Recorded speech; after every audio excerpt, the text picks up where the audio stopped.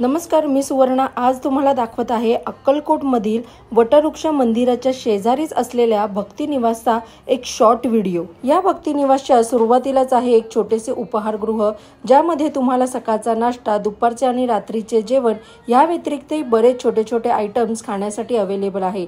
इथे मोठी पार्किंग सुविधा अवेलेबल आहे। ई ब्लॉक मध्ये मी स्वतः राहिले होते। एसी रूमचे भाडे 2000, नॉन एसीचे 1500 आणि जर एक्स्ट्रा बेड लागले तर 200 रुपये चार्जेस आहेत।